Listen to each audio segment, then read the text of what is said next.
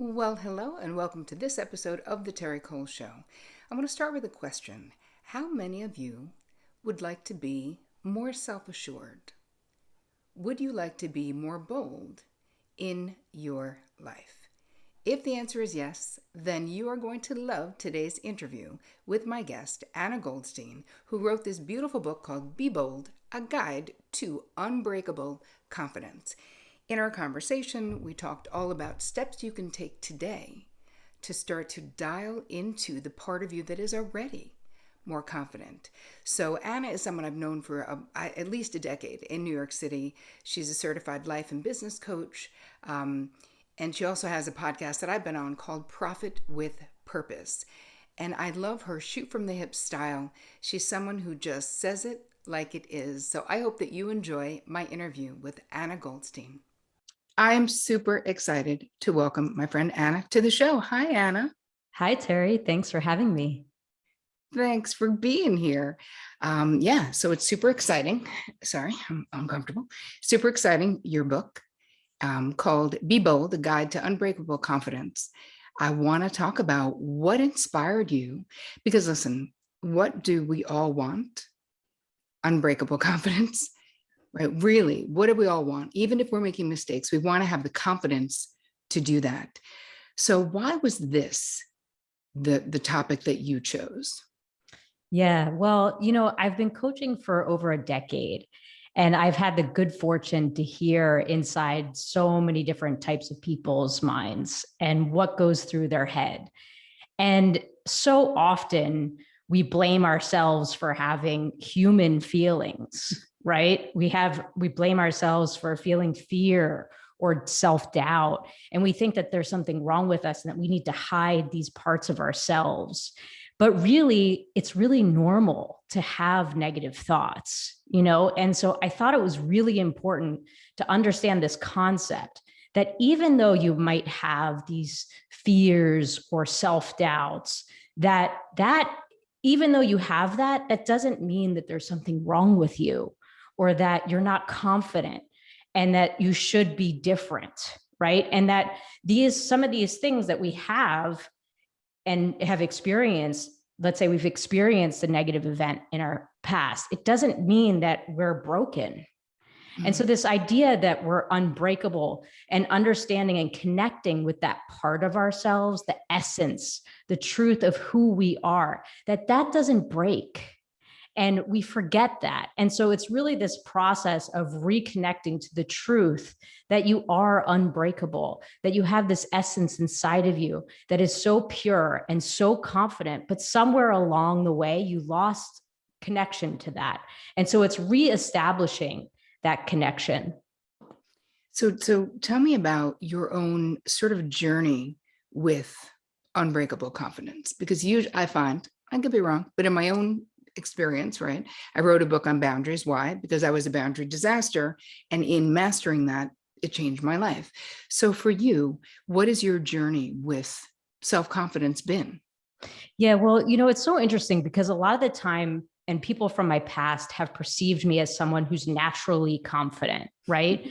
So then, it's even more pressure to not expose these parts of ourselves that like, hey, I actually do struggle, or hey, I actually, sometimes doubt myself and have fear, right? And that's really what confidence is about, is it's not about not having those emotions, but it's being able to work with them.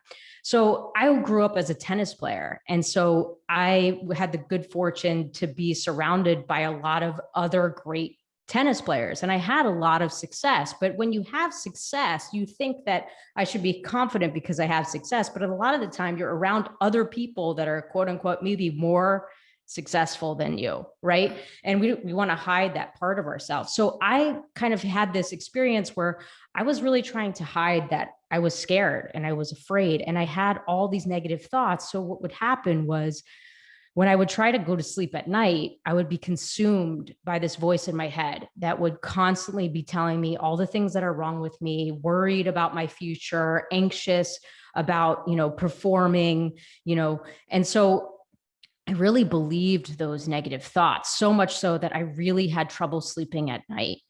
And it affected many areas of my life because, when you don't sleep, then you become even more negative, right? Mm-hmm.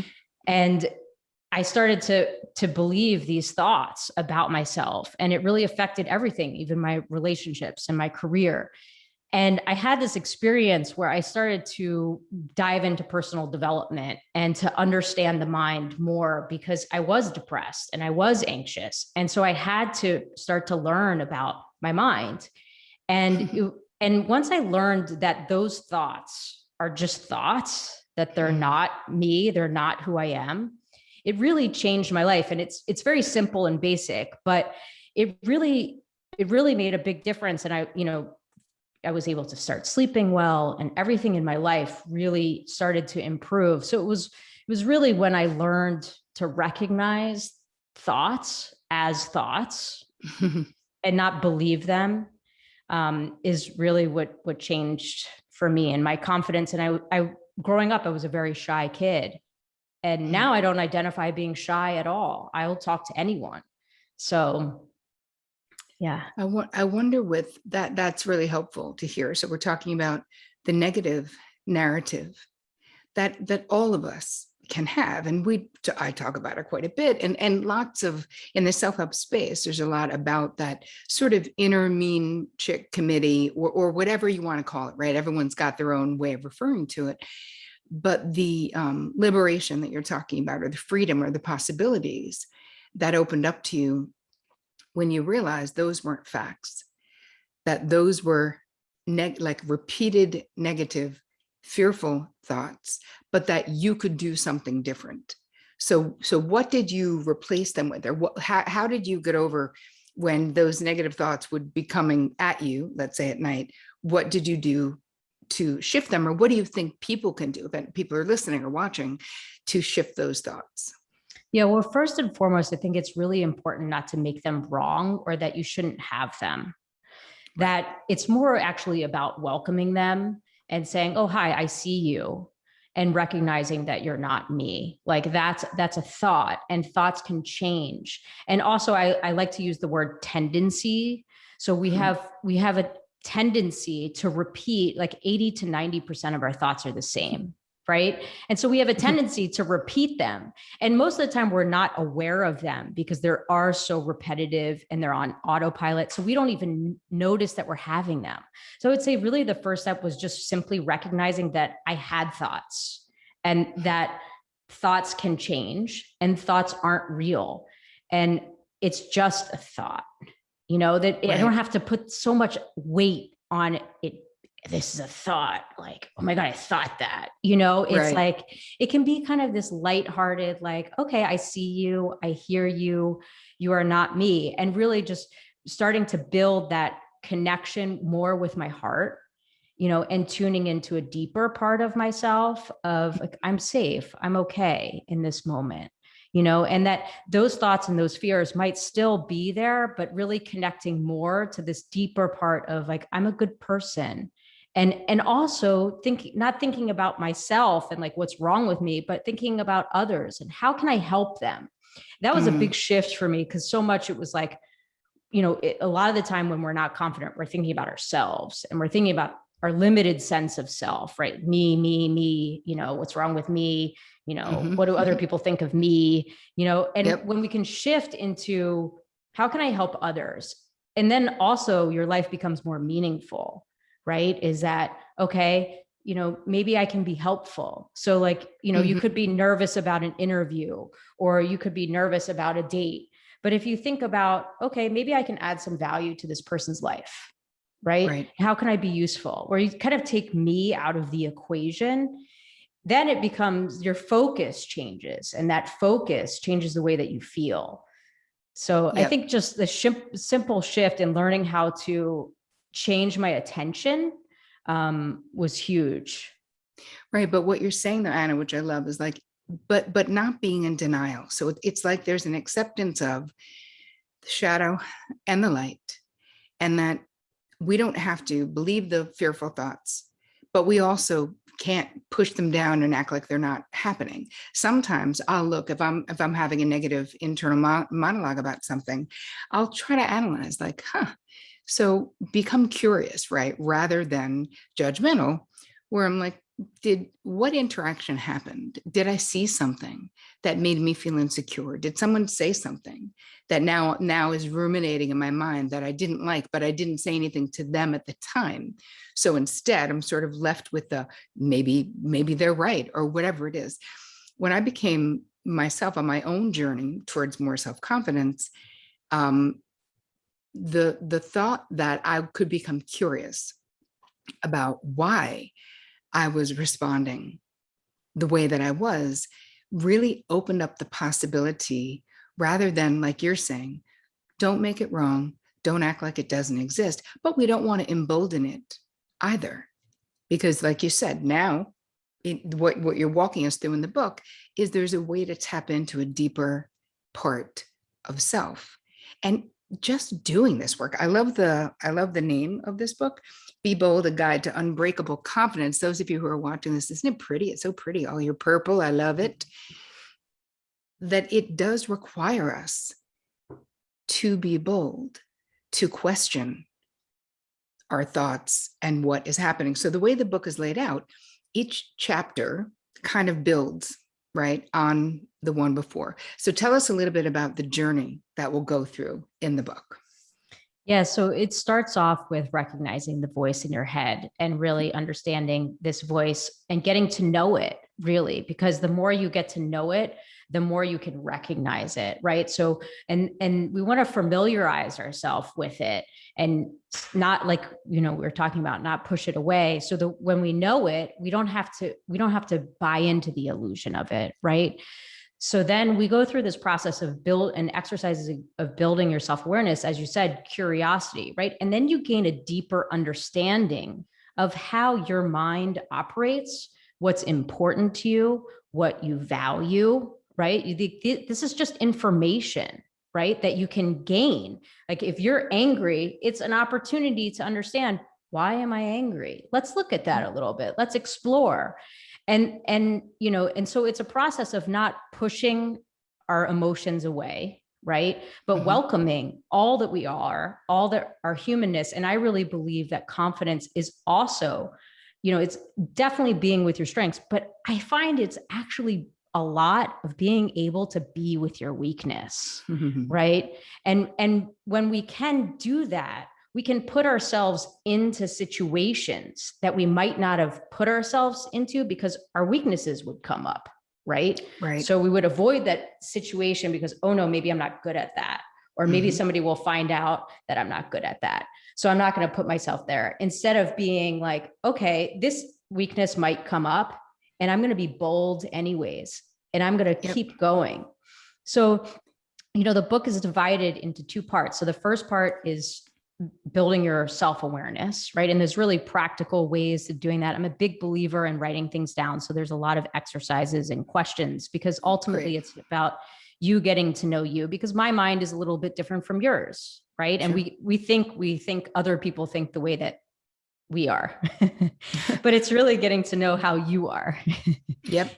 It's so true. I mean, there's an actual thing. It's called, there's projection. There's like, right. So neurotic projection is one thing, but then there's complementary projection, which is exactly what you just said, that we think we assume others think like us or are like us.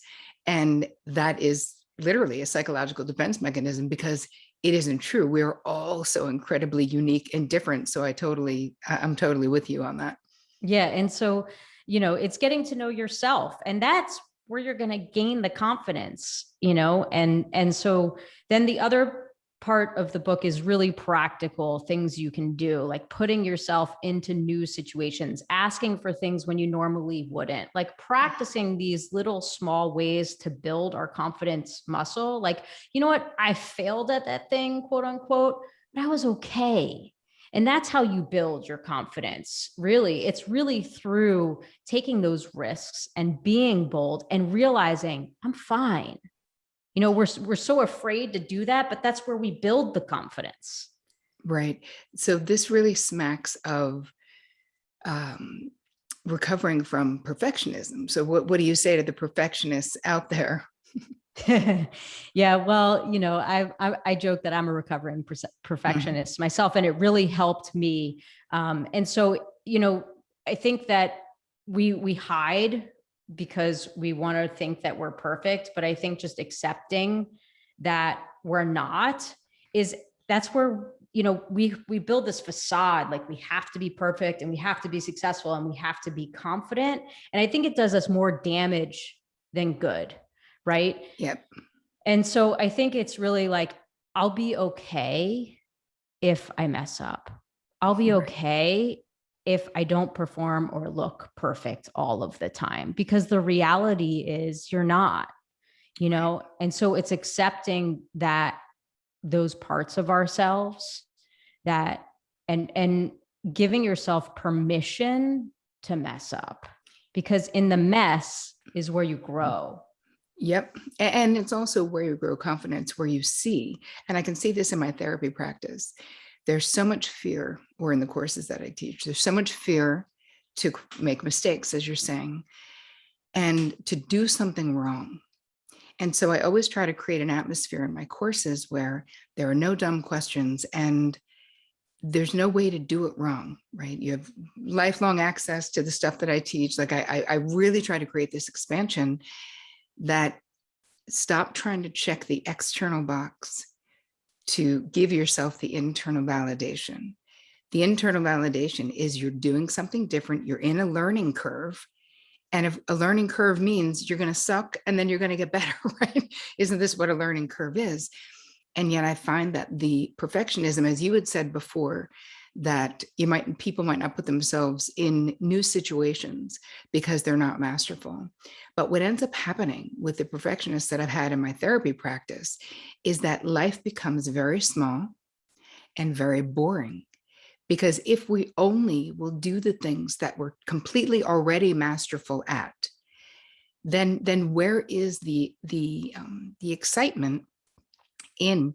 I mean, like, there's nothing I love more than being in a learning curve, but that could only have happened in my life, later in my life, when I wasn't so afraid Mm-hmm. of making mistakes. And I do believe, Anna, what you're teaching in this book and what you've been talking about is real confidence is the opposite of perfectionism.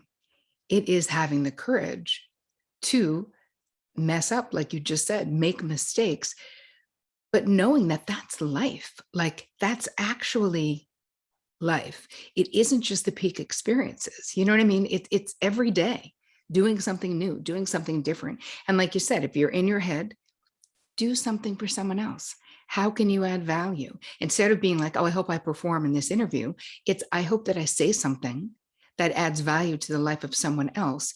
And with that shift, I had this someone who was helping me get the book out when it was first out, and I was having all this resistance in asking people to promote the book, and friends and people with big audiences and all that stuff. Like, now I would so much rather just do it myself, right? I just don't want to. Like, I'm happy to be here for anybody. I just don't want to have to ask anyone to do it for me, even in my growth.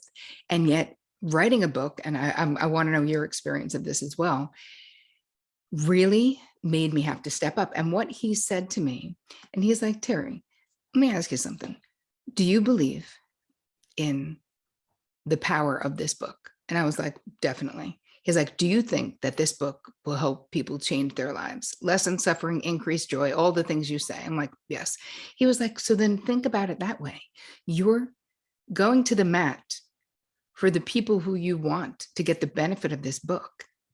Like, this shift of the micro focusing on, I don't want to ask anyone for a favor, like, but it's not that. And that shift made it so much easier, because it's also okay if someone's like, hey, my promo calendar, I don't have room. Okay, well then let's do it when you do have room, or maybe we'll never do it, and that's okay too. So it's almost like you got to just get over the whole fear of rejection. But how much do you see in the work that you do, this fear of rejection impacts people not stepping out? Yeah.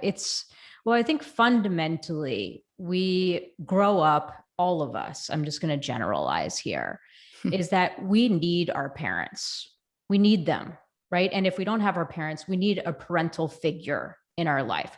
We cannot survive without them. So this attachment is deep in, I need you to survive. And so if I do something wrong, will you still love me? Can I still get what I need? So we grow up fundamentally, to some extent, feeling like it's bad to make mistakes. We won't be loved if we do something wrong. And then we carry this into our adulthood and we're afraid. And that's okay. You know, we all are afraid of loss, whether that's loss of love, loss of money, loss of status. Any type of loss is scary to us, right? And that's why we need to be bold and recognize that this is part of being human, right? And so if we can just simply recognize that those experiences of rejection, loss, they actually, there's sadness and there's grief and there's, you know, there's hard times with all of those experiences, and we will have them, fact, right? But there's also so much growth that happens, right? There's always two sides, right? And so we sometimes forget about that other side, and there is a process we need to go through in grieving and loss. But there's a time where sometimes we don't take the time to actually gain the fruit of those experiences. You know, sometimes we're still holding on to a childhood event and the pain that it caused us, rather than reaping the fruit from that episode or that event and saying, you know what, my parents got divorced, but that actually helped me really understand what I actually need in a partner, or what I really want in a partnership. It's forced me to look at things a different way. Or I got bullied in school, and now I know that I really want to ask for respect in my adulthood, you know, and I have these boundaries because of that. So we can actually use those painful experiences from our past, or those quote unquote rejections or failures, as opportunities for growth. And I know it sounds cliche, but it's really just simply learning about what your needs are more and more and more. And this is part of what you teach. And the more that you know what you need, the more that you can communicate them, the more that you can create a life that is in sync with who you are, right? So it's so important to I want to say, take those risks, because then you learn about yourself. At the very least, you learn, right? And if you're learning, you're winning. So it's having this, like, we're all learning, right? Like this new book thing for you was a learning experience. It's a learning experience for me. And we learned parts about ourselves that we thought maybe we have mastered, and we haven't, you know? Absolutely. And it's just, it's learning, you know, and to me, I really like learning. And I think we do, you know, like when we're making progress, we feel good, generally speaking. Right. But we got to put ourselves in the position to be doing something to make progress. And I think that what you're really describing, that you're really saying, let's give ourselves permission to not be perfect, to not look at our past painful experiences as something that's written in stone. Like, we can either look back and say, well, that sucked, like that's it, or there's something in there for me. What did I gain from that experience? And we do, but there's got to be a willingness to, like, get our hands dirty. I like to say, like, in every crap stew, there's a little gem of wisdom, if we're willing to get our hands dirty and go in and sort of look for it, because that's the truth. But so much of what you're talking about, Anna, and in this book, is moving away from a fearful and sort of victimized mentality. And I don't actually even like that language, because then it you know, brings up a whole host of ideas. But meaning, how about we call it unempowered, where, like, there's nothing I can do about something. But what you're really walking us through in this book is that there's always something people can be doing. So what do you say if somebody comes to you and says, I have no confidence, like I have no confidence? What is the first step? If someone who feels like they have some confidence, but it would like to be better. What is one thing you would tell people that they can start to do? Yeah. Well, I think first and foremost is always just, looking at that thought and saying, okay, that's a thought, and, you know, no, I look for the subtle parts of the language. So no confidence, right, isn't true. Like, is that absolutely true? No. Right. Let's Mm-mm. find the areas that you are confident. And let's talk about times in your life. It might even be a moment. We all have Yep. moments we can remember and bring to mind that moment, right? That moment that you felt confident. Tell me about that. Like, Yep. how did you get into a confident state? What about that? Where in your body did you feel that? Right. And then the more that you realize there's already confidence there, that's the confidence seed. The last chapter is growing your confidence seed. We recognize that we already have the seed. And so that we learned to grow it, right? By doing things that are going to build that. We need to nurture it like any type of seed. You have to nurture it. You have to give it what it needs. And some of those things are just doing confidence reps. Like, I was afraid to, like, the subtle recognition of, I was afraid to speak up and I spoke up. And maybe it's practicing in, like, in a Starbucks, let's say. You normally, maybe they made your drink wrong, and normally you're too afraid to say anything about it, and you just, whatever, I'll just drink it or whatever. But you go back and you let them know, like, hey, and maybe that was a little scary for you, but you recognize that you're okay.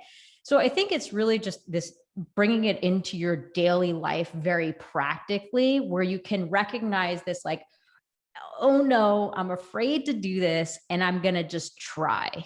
Yep. And then you realize, like we're talking about, you're fine. I really grew my confidence muscle through a lot of missteps. When I was 23, I moved to New York. And by the time I was 28, I had 10 different jobs. I got fired. I quit jobs. I thought something was wrong with me, but it was through those failures, quote unquote, that I realized that, like, once I got through it and I realized I was okay, I was like, nothing can stop me, Right. and even if you mess up a little bit, it's still okay. You realize you're okay. So I think it's really just about, building this confidence seed. And I also am a big believer in visualization and seeing yourself as a confident person. And maybe you're not there yet, but through starting to use your imagination to create the persona of you. And I tell a story in the book about Lady Gaga, how she created the persona first of Gaga. She wasn't Gaga, Right. She was Stephanie. Yeah. But she created this persona, and then she became it. And we have that power to do that through the practice of using our imagination and mental rehearsal of seeing ourselves in situations and acting confident. And that can really start to have an imprint, and you have a new place for your mind to go to. And, the simple question also of, if I felt confident, what would I do? Because so often we focus on what we're afraid of, and you can shift into the question of, if I felt confident, what would I do? And it's likely you'll take an entirely different action. Absolutely. I love that. And that's something that people can start right now. But what is so great about what you're saying is we look for evidence of the moments, and that does build the seed of, like, question that extreme language of, I have no confidence. And you're like, well, that's actually not true. And building on what is already there. So tell people where they can get our beautiful Be Bold, a guide to unbreakable confidence by Anna Goldstein.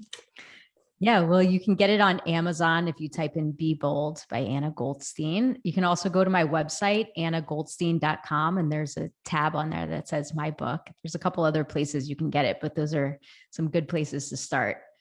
Excellent. All right, I'm going to ask you one last question that I ask everybody about boundaries. What is, for you, what was the biggest boundary struggle in your life that you have either gotten over or maybe you're still working on? So Maybe this doesn't answer your question entirely, but this is what came to mind when you asked the question. Was I was 26 and I was dating this guy living in New York City, and we were dating for maybe like 2 months. And my parents were coming to New York for the weekend to visit, and my mom had asked me if she could meet this guy that I was dating. And so I went to him and I said, "Hey, is it okay if you meet my parents?" He was very kind and respectful, and he respectfully declined and said, "No, I think it's too soon." And I was okay with that. I understood it. I went back to my mom and I reported the information, and she was really upset. And I thought, oh, that's really interesting. Like, you're upset, but I'm not upset. Right. And it was kind of my first awareness of understanding that her feelings weren't mine. It was the first separation, because I had, kind of been in learning to become an adult and recognizing that other people's feelings aren't mine. And it began the process of me tuning into, oh, that's the way that being able to separate, that's the way that you feel, but that's not mine. And it's something I still have to check in with of, okay, you feel upset, but I don't have to make myself upset because you feel upset. Right. Yeah, that's actually a great example of emotional boundaries and really seeing the distinction between where you end and your mother begins in that situation. That was great. Thank you so much for spending time with us today, you guys. Anna Goldstein, the name of the book is Be Bold, a guide to unbreakable confidence. Thank you so much, Anna. I appreciate you. Thank you so much, Terri. I appreciate you.